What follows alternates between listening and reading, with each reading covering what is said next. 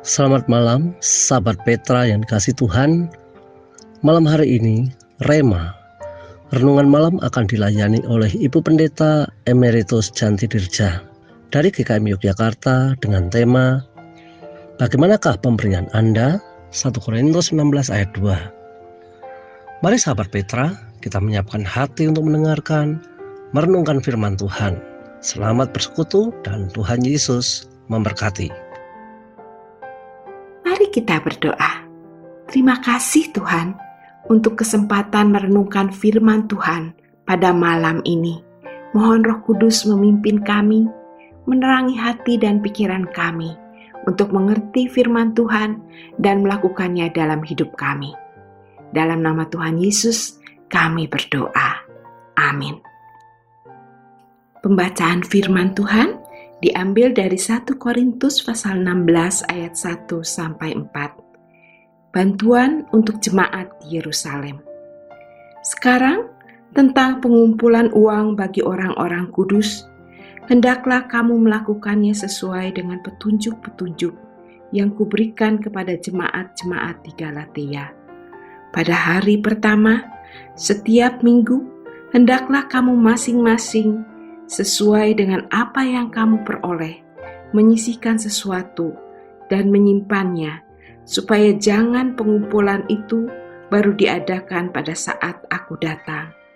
Sesudah aku tiba, aku akan mengutus orang-orang yang kamu anggap layak dengan surat-surat pengantar ke Yerusalem untuk menyampaikan pemberianmu. Kalau ternyata penting bahwa aku juga pergi, mereka akan pergi bersama aku. Demikianlah pembacaan firman Tuhan. Berbahagialah setiap orang yang membacanya, merenungkannya, dan melakukannya dalam kehidupannya setiap hari. Amin. Bagaimanakah pemberian Anda? Sahabat Petra, manusia lebih senang menerima daripada memberi. Karena pikirannya, dengan menerima kita mendapat sesuatu, dengan memberi kita kehilangan sesuatu. Dan kita baru bisa memberi kalau kita berlebih. Tapi apakah benar dengan memberi kita rugi dan kita kehilangan sesuatu, dan kita baru bisa memberi kalau kita berlebih?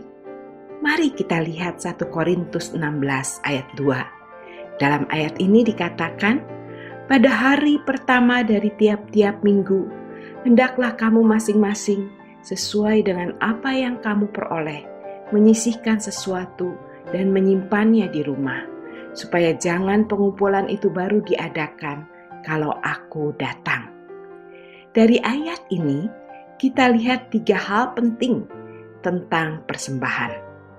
Yang pertama, pemberian persembahan itu adalah rutin. Perhatikan kata hari pertama dari tiap-tiap minggu. Ini adalah pemberian yang sistematis, bukan pemberian yang asal-asal saja. Ini bukan kalau saya merasa baik hari ini, jadi saya akan memberi kepada Tuhan. Kalau kita mencoba hal itu dengan tagihan listrik kita bisa diputus PLN. Kita tidak memberi karena suasana hati, tetapi dengan berpegang teguh untuk menaati firman Tuhan. Yang kedua, pemberian terencana. Perhatikan kalimat menyisihkan sesuatu dan menyimpannya di rumah. Kita harus menyisihkan sesuatu dari apa yang telah kita peroleh. Ada perbedaan pengertian antara menyisihkan dan menyisakan.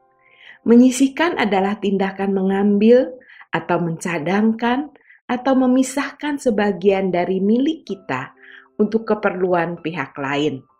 Sementara menyisakan adalah mengambil sebagian untuk diri sendiri lebih dahulu, lalu jika kebutuhan kita sudah terpenuhi dan masih berlebih, itu akan diberikan kepada orang lain. Jadi, faktor pembedanya ada pada motivasi memberi. Jemaat di Korintus adalah jemaat yang kaya dalam segala hal. Namun, dalam hal memberi, motivasi mereka masih belum benar. Oleh karena itu, Rasul Paulus mengingatkan agar pada hari pertama tiap minggu mereka menyisihkan uang agar disimpan untuk menolong jemaat Yerusalem yang miskin dan menderita. Perhatikan, Rasul Paulus dengan sangat jelas mengatakan agar jemaat menyisihkan, bukan menyisakan. Artinya, dalam memberi bantuan kepada jemaat Yerusalem harus dengan kesadaran penuh. Mereka sudah harus menyisihkan terlebih dahulu bantuan yang diberikan, bukan karena sisa, melainkan didorong kepedulian dan cinta kasih. Motivasi dasar Paulus ialah mempersatukan orang-orang percaya Yahudi dan bukan Yahudi.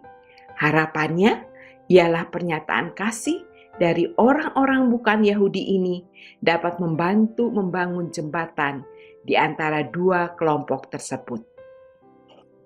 Yang ketiga, pemberian yang proporsional. Perhatikan kata sesuai dengan apa yang kamu peroleh. Dengan demikian, semua orang dapat memberi sesuai dengan pendapatannya. Tuhan sudah memberkati dan membuat berhasil segala pekerjaan dan usaha kita. Semua yang kita miliki merupakan karunia-Nya, berasal dari Dia. Kemurahan-Nya mengalir atas diri kita. Kebaikan yang kita terima dari Dia haruslah menggugah kita untuk berbuat baik kepada orang lain, untuk menyerupai Dia dengan bermurah hati. Dan karena itu, semakin banyak kebaikan yang kita terima dari Allah, semakin kita harus berbuat baik kepada orang lain.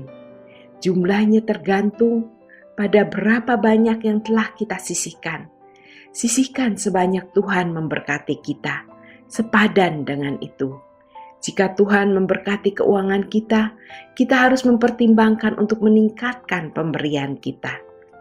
Saudara, semua orang, kaya, miskin, bisa memberi.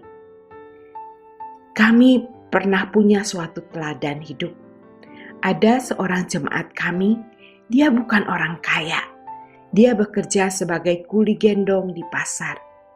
Yang menarik dari ibu ini adalah setiap pulang kerja dari pasar, dia selalu mampir di gereja untuk memberikan persepuluhannya.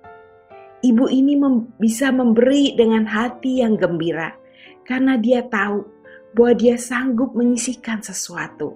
Dan dia menyisihkan sesuatu supaya bisa memberi dari keberadaannya, dari upahnya.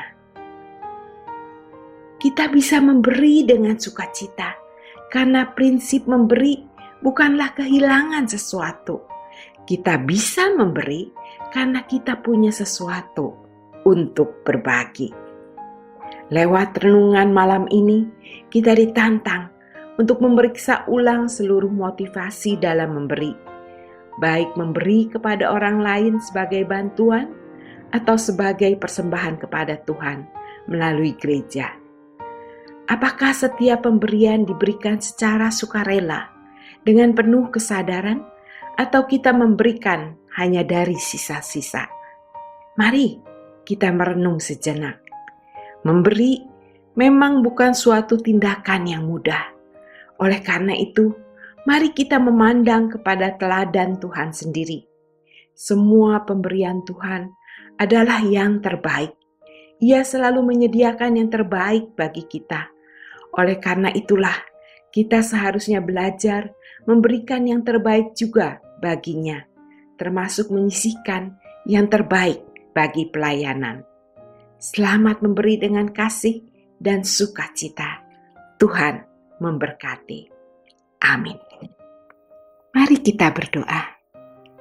Tuhan yang baik, terima kasih untuk kasih setia Tuhan dalam hidup kami. Kami bersyukur untuk berkat Tuhan, anugerah Tuhan, dan pemeliharaan Tuhan dalam hidup kami. Tuhan sudah memberi yang terbaik. Tuhan bahkan sudah memberikan diri Tuhan sendiri dalam Tuhan Yesus bagi kami. Ajar kami untuk setia dan bersyukur kepada Tuhan. Ajar kami untuk menyisihkan dan memberikan yang terbaik untuk Tuhan. Ajar kami untuk peduli terhadap yang lain, bermurah hati, seperti Tuhan sudah murah hati kepada kami. Dan biarlah kami boleh memberi dengan kasih dan sukacita. Di dalam nama Tuhan kami, Yesus Kristus, kami naikkan doa ini. Amin.